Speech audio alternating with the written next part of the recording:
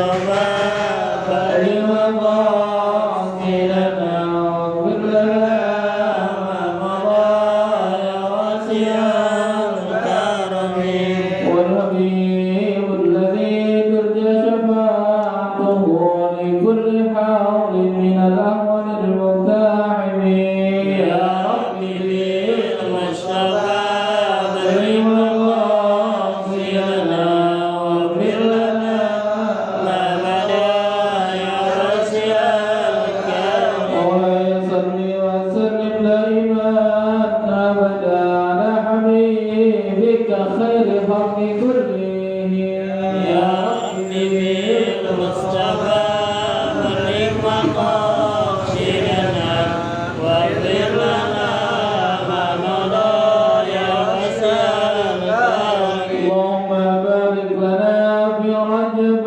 وشعبنا وبلغنا رمضان وحسن مقاصدنا يا ربي بالمصطفى بلغ مقاصدنا واغفر لنا ما مضى يا واسع الكرم اللهم صل وسلم وبارك عليه أعوذ بالله رب العالمين والعاقبة للمتقين فلا عدوان إلا على الظالمين أشهد أن لا إله إلا الله وأشهد أن محمدا رسول الله اللهم صل وسلم وبارك وكرم على سيدنا ومولانا محمد وعلى آله وصحبه ومن تبعهم بإحسان إلى يوم الدين أما بعد قال رب اشرح لي صدري ويسر لي أمري واحلل عقدة من لساني يفقهوا قولي اللهم انفعنا بما علمتنا وعلمنا ما ينفعنا وزدنا علما نافعا سبحانك لا علم لنا إلا ما علمتنا إنك أنت العليم الحكيم اللهم فقهنا ومولانا في الدين وعلمنا والتأويل بحق محمد ورسول الله ورسول الله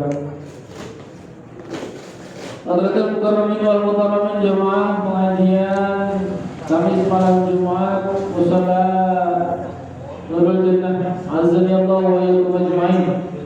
Alhamdulillah kita istiqomah senantiasa di dalam melaksanakan salah satu kewajiban kita perintah Allah Ta'ala talabul ilmi, dibarengi juga dengan membaca zikir tahlil dan tahmid surah Yasin. Kita hadiahkan, kita kirimkan kepada keluarga besar kita, orang-orang tua kita yang sudah meninggal dunia. Mudah-mudahan Allah lapangkan, Allah luaskan alam kuburnya, Allah terima amal ibadahnya, Allah ampuni segala khilaf, dosa dan kesalahannya, dan mudah-mudahan Allah tempatkan di tempat yang layak di sisi Allah Subhanahu wa Ta'ala.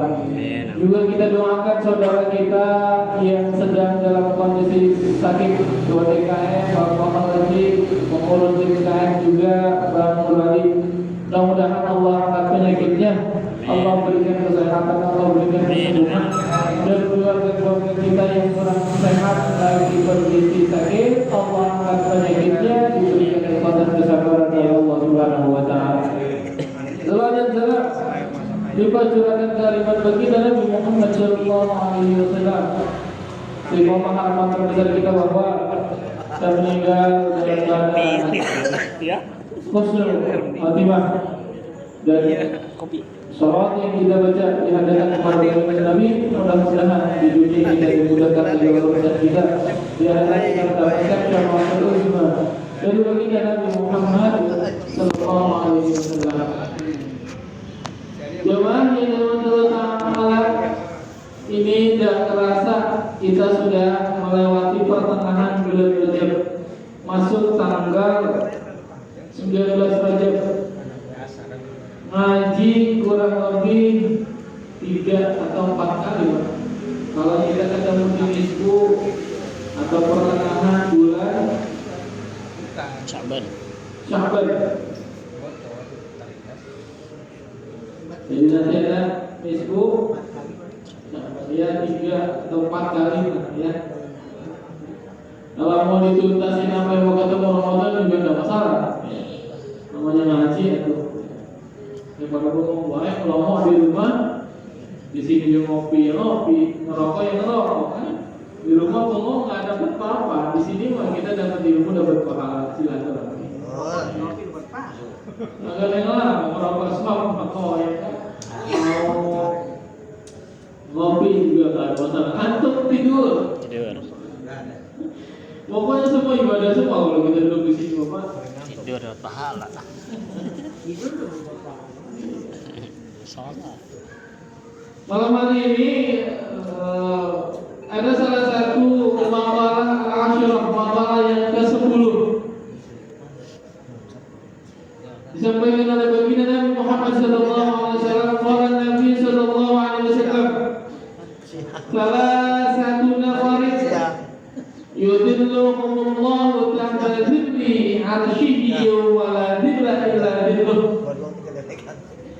Salah satu nafarin, ada 3 golongan manusia, yudilluhumullahu ta'ala dhilli 'arsyihi, yang nanti orang tersebut, 3 golongan tersebut akan mendapatkan naungan pertolongan oleh Allah Subhanahu wa taala yauma la dhilla illa dhilluh, hari di mana tidak ada pertolongan, tidak ada naungan kecuali hanya naungan dan pertolongan dari Allah Ta'ala. Dijelaskan oleh Imam Nawawi, yaumul qiyamah, hari itu yang tidak ada pertolongan kecuali hanya pertolongan adalah hari kiamat. Lupa. Jadi 3 orang ini ya, pilih di antara 3 bagian, 3 golongan, 3 manusia yang bisa menyelamatkan kita manakala nanti kiamat terjadi. Orang itu pada bingung. Kenapa? Karena mereka memikirkan kondisinya selamat atau ya. Tetapi ada 3 bagian orang, golongan orang ini, dia tenang aja. Kenapa? Karena ditolong Allah, dikasih naungan. Dalam riwayat bahwa begitu kiamat terjadi, itu matahari itu 7 hasta. Ada yang menyebut 7 jengkal, saking dekatnya matahari. Sekarang aja kalau udah musim panas, matahari yang begitu jauh jaraknya dengan bumi yang depan tempat kita tinggal, itu kalau kita tengah hari bolong berdiri di depan rumah, panasnya berapa tahun? Itu di dunia pastinya matahari panjang jauh. Apalagi kondisi matahari yang mulia itu dekat dengan kita 7 hasta, bayangin Pak. 7 jengkal, ada yang 7 hasta, itu 1 hasta itu nih batas dari telapak tangan jari sampai ke siku, itu 1 hasta. Berarti ada setengah meter nih Pak. Lengan kita ini ada setengah meter nggak? Ya. Hah? Setengah meter? Lengan? Ada ya? Kurang lebih ya? Ada 50 cm. 30 cm kurang lebih, 50 cm kurang lebih setengah meter ya. Berarti kalau 7 hasta hampir kurang lebih 3,5 meter buah Pak matahari itu. Makanya dalam riwayat bahwa orang itu nanti hari kiamat ada yang dia sakit dahsyatnya itu hari kiamat, dahsyatnya itu matahari dekatnya dengan kita. Ada orang yang tenggelam dengan keringatnya dewek Pak. Ya boleh jadi guru. Di dunia ini kita berdiri di tengah jalan, berdiri di depan rumah, nggak ada aut-aut, nggak ada aling-aling, nggak ada penutup. Begitu siang hari jam 11, setengah 12, jam 12 berdiri, itu keringatnya udah kayak apa tahu. Ya kalau dikumpulin mungkin bisa seminggu kali. Itu di dunia, apalagi di akhirat. Tetapi ketika orang kebingungan, orang pada kebanjiran, orang pada kesakitan, panas sedang luar biasa, ini 3 orang ini diselamatkan oleh Allah Subhanahu wa taala karena dinaungi orang itu oleh siapa? Oleh Allah, karena sering melakukan hal-hal yang dilakukan waktu dia dulu waktu di dunia. Apa yang pertama dijelaskan oleh baginda Nabi bahwa orang yang akan mendapatkan naungan pertolongan Allah pada hari kiamat adalah al-mutawaddi'u fil makarim. Yang pertama adalah al-mutawaddi'u fil makarim, orang yang senang suka berwudu fil makarim pada waktu-waktu yang dibenci, tidak disukai. Apa waktu yang makari yang dibenci? dijelaskan bahwa aiya awqatul bardi syadid, waktu yang sangat dinginnya luar biasa. Di antara sholat lima waktu yang paling dingin itu kapan, Pak? Subuh. Hah? Di antara lima waktu nih, zuhur, asar, maghrib, isya, subuh. Di antara lima waktu yang paling ogah, berat, paling dingin kapan? Subuh. Subuh. Berat subuh mah. Makanya orang yang sering melakukan berwudu, jadi berwudu ini konteksnya kalau orang wudu bukan wudu doang. Dia akan berkumandang bangun wudu, habis itu tidur lagi. Ya, begitu. Maksudnya wudu, habis wudu dia sholat. Ya. Kenapa film Makarim? Waktu yang disuka, tidak disukai, waktu yang dibenci, karena berat, Pak. Lagi asing-asingnya tidur, suruh sholat. Baru dia tidur tadi jam 2:30, udah dibangunin buat subuh, kan berat. Makanya orang yang rajin sholat subuh, ya, orang yang wudhu di waktu gelap, di waktu yang sangat berat itu, maka jaminannya adalah begitu yaumul qiyamah akan mendapatkan pertolongan naungan oleh Allah Subhanahu wa Ta'ala. Jadi spesial lah waktu sholat subuh. Atau dia yang kedua, wal maji ilal masajid fil qalam. Yang kedua adalah orang yang berjalan menuju masjid, menuju mushola fil qalam pada waktu-waktu gelap. Apa mau gelap? Berarti kalau gelap berarti udah pasti malam. Berarti ada waktu maghrib belum gelap pada sore. Ada waktu isya, ada waktu subuh. Kenapa waktu isya? Nih, dalam sebuah hadis dijelaskan bahwa orang kalau sekiranya tahu ya melaksanakan sholat isya dilakukan di masjid, dilakukan di musola dalam berjamaah, dia tahu keutamaan pahalanya, dia akan datang ke masjid ke musola walaupun dengan merangkak. Makanya penting, satu sholat subuh, kedua sholat isya. Kenapa kok sholat isya? Karena sholat isya itu sholat penutup, Pak. Penutup dari rangkaian ibadah kita kepada Allah dalam satu hari tersebut. Maka begitu kita sudah sholat isya, tidur kita udah aman, Pak. Umpama Allah nyabut nyawa kita dalam kondisi tidur, kita udah selesai kewajiban kita. Kenapa? Udah sholat subuh, udah sholat isya. Jangan berpikir kemudian tidur nanti besok juga bangun, enggak begitu. Karena ada orang yang kemudian ya, dia istirahat, tidur, tahu-tahu nggak bangun lagi. Ada nggak ada? Karena sebetulnya bahwa ketika orang tidur itu layaknya seperti orang mati. Sama. Apalagi tidur kayak kebuk, diseret ke sono, diseret kemarin, atau yang bisa. Ada nggak? Ada. Makanya disebut bahwa Allah Subhanahu wa Ta'ala mencabut orang yang tidur itu apa yang ganggu rohnya, Pak? Dan ketika Allah masih memberikan kesempatan untuk hidup lagi, maka rohnya itu dibalikin. Kapan dibalikin? Pagi hari ketika mau bangun, mau subuh tuh dibangunin, dibalikin rohnya. Bedanya kalau orang mati, rohnya dicabut, kemudian kan dibalikin lagi.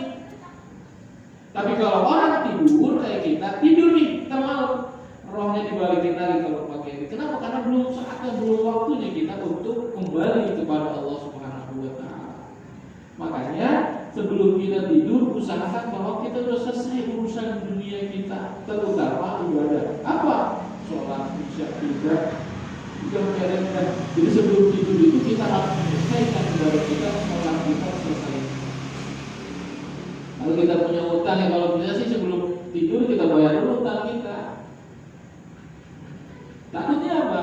Begitu kita tidur, utang masih ada. Habis makan di warung, di warteg, di Mas Padang belum bayar. Kan repot. Yang tahu kita doang nih, anak kita, istri kita, keluarga kita nggak ada yang tahu kita punya hutang.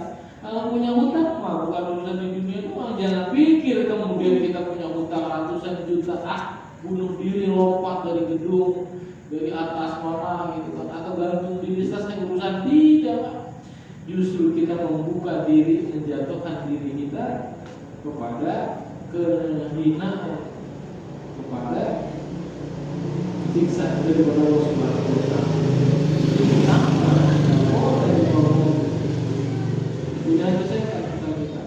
Ya. Jadi yang kedua adalah orang yang kemudian mendapatkan naungan Allah Subhanahu wa Ta'ala pada hari kiamat adalah orang yang suka berjalan melangkahkan kakinya pada waktu gelap untuk sholat di masjid ataupun di musola. Dia gelap-gelapan jalan dari rumah kemana ke musola, gelap-gelapan jalan dari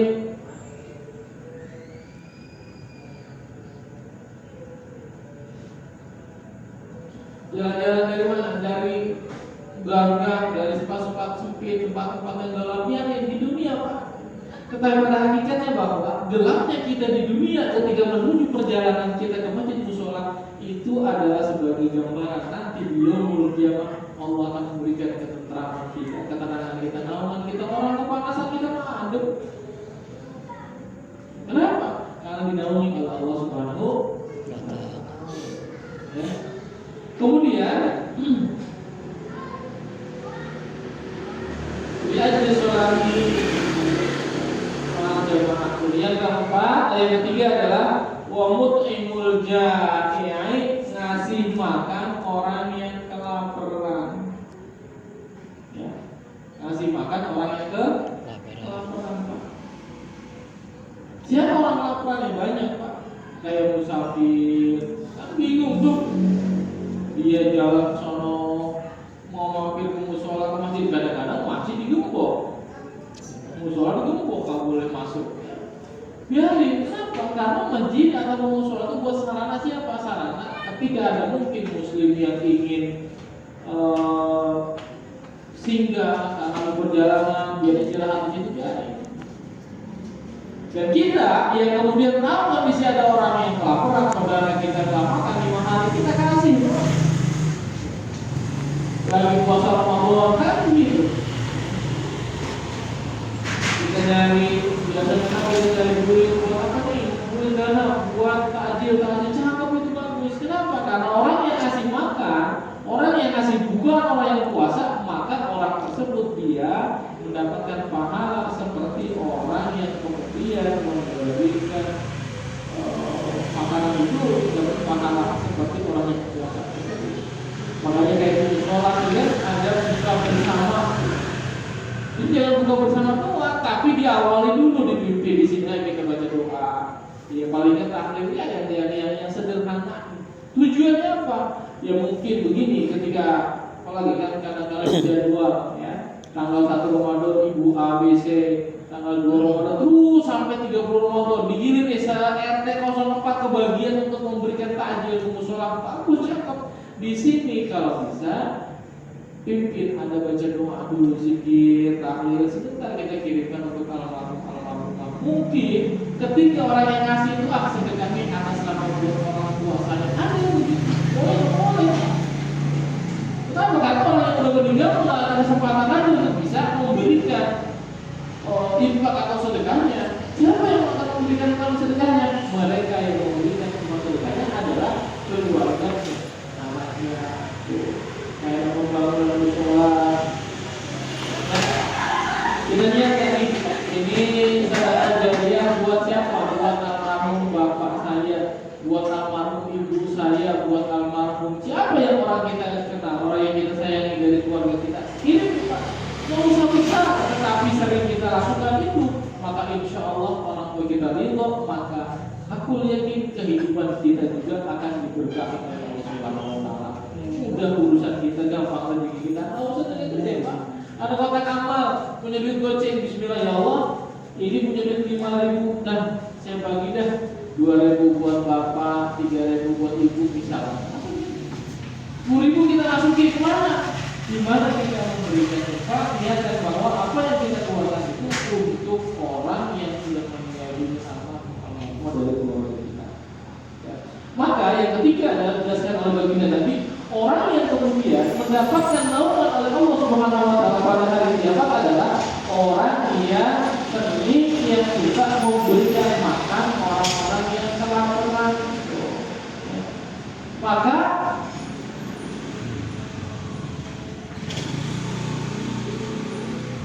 ada sebuah cerita. Ini ada cerita. Saya singkat ceritanya ini, Pak. Ada orang yang anggap orang kaya. Dia berniat bercita-cita ingin melakukan perjalanan pergi untuk melaksanakan ibadah haji. Ini perempuannya, istrinya sedang hamil, Pak. Begitu lagi jalan, nyium masakan daging yang sedap. Kata yang bininya, "Bang, boleh gak? Kalau enggak cari ini siapa yang masak rendang daging ini baunya enak temen ya? Ngidam nih pengen, ini bayi ini pengen makan." Kan begitu, Pak. Jadi kalau perempuan lagi ngidam, laki-laki mau model apa pasti dulu nih takut anaknya ngiler gitu. Sampai dia makan juga. Apa kita ternyata dicari telisik-telisik yang ketemulah tuh rumah yang lagi masak daging tersebut. Ketok pintu, "Assalamualaikum," dibuka, "Waalaikumsalam." "Ada apa, Pak?" "Mak, boleh nggak? Ini istri saya lagi hamil, ngidam, nyium bau masakan daging sedap bener ini. Boleh nggak minta sedikit?" Apa kata ibu yang masak itu? "Nggak boleh, Pak. Ini halal buat kita, tapi haram buat Bapak." "Lah kok bisa, kenapa?" Akhirnya diceritakan bahwa saya, anak-anak saya janda, anak-anak saya anak yatim, meninggal oleh suami, oleh bapak-bapak. 3 hari belum makan, kami kelaparan, lagi jalan di pinggir kali, nemu ayam mati, saya bawa pulang. Coba. Jadi kalau kita lihat bangke, ya, kalau model kita lagi ke punya duit, ya, kemudian kita makan tuh bangke, nggak boleh, Pak, haram buat kita. Tetapi orang yang kelaparan boleh sekedar untuk memenuhi menghilangkan lapar doang. Jadi basahlah tuh ayam bangke itu haram buat kita, Pak, karena 3 hari kita belum makan, tetapi haram buat Bapak. Lah kok begitu? Karena ini adalah bangkai yang saya temukan di pinggir kali. Sampai menangis tuh. Dengan kondisi seperti itu, ceritalah suaminya, "Neng, nggak boleh kamu makan. Ini masakan walaupun wangi, walaupun harum, haram buat kita." "Lah kok bisa makan apa?" "Ini adalah bangkai yang dimasak, haram buat kita. Tapi yang masak halal karena mereka 3 hari belum makan." Akhirnya kalau begitu sedekahkan semua yang buat pergi haji untuk apa? Untuk makan anak yatim dan janda tersebut. Dikasih duit, Pak, tolong dibuang itu, nih beli makan yang enak tuh. Ngasih makan orang kelaparan. Akhirnya apa, Pak? Tahun itu nih orang nggak jadi pergi haji, Pak. Tetapi ada sahabatnya, ada tetangganya yang pergi haji. Orang yang masih di Damaskus, orang yang nggak pergi haji, tapi secara batinnya orangnya ketemu dia di Mekah, nggak berangkat haji, tapi secara jasanya ada di Mekah. Kaget dia. Kenapa? Kok bisa ya? Mungkin itu tadi keikhlasan, ketulusan yang dia berikan karena orang tersebut kelaparan, karena orang tersebut makan daripada bangkai tersebut, dibuang, nih ganti, beli yang baru. Akhirnya uang tersebut mungkin dia jadikan untuk makan tersebut, menyelamatkan nyawa orang, menyelamatkan anak yatim, sehingga pahalanya diterima. Mudah-mudahan ya, harapannya orang tersebut juga niat hajinya dicatat oleh Allah Subhanahu wa taala. Kita mah kadang-kadang lihat orang kelaparan mau pikirin, anak gua bukan. Kenapa? Karena kadang-kadang begini, Pak Rahmat, orang minjem sana, minjem sini, minjem dong, tar seminggu ganti, tar sebulan ganti lah. bulan kok masa bodoh. Makanya orang kadang-kadang kapok kan minjemin duit ke orang, betul gak Pak? Iya. Karena janji doang. Ya. Makanya Masya Allah Tabarakallah, orang yang minjem duit, orang yang utang itu dapat dua dosa. Satu dosa berbohong. Kenapa berbohong? Minjem duit minggu depan ganti, minjem duit nih nyala, minjem 100 bulan depan ganti. Kalau bulan depan lah ketemu melengos. Satu, udah bohong dia Pak, dosa ingkar janji. Dan hutang itu, ya, walaupun dia pergi, walaupun dia kemana, silakan di dunia bisa kita ngumpet, tapi di akhirat Allah Taala tetap tagih hutang kita. Tuh dua, jadi harus hati-hati. Boleh kita minjem duit, boleh namanya minjem duit, tetapi usahakan mohon tolong ketika kita minjem urusan dunia, tuntaskan di dunia. Kita punya hutang, selesaikan hutang kita. Ya, kenapa? Karena hutang mah urusan manusia dengan manusia. Ya, jangan bermanfaat. Satu, kita bisa baca Al-Fatihah. Mudah-mudahan kita diberikan kesehatan oleh Allah Subhanahu Wa Taala, kekuatan iman dan Islam. Dimudahkan agar segala rezeki kita. Allah sembuhkan dan sehatkan orang yang sakit di antara kita. Diberikan juga hamba tidak bermusuh Rasul Al-Fatihah. Bismillahirrahmanirrahim. Malik yaumiddin, iyyaka na'budu wa iyyaka nasta'in.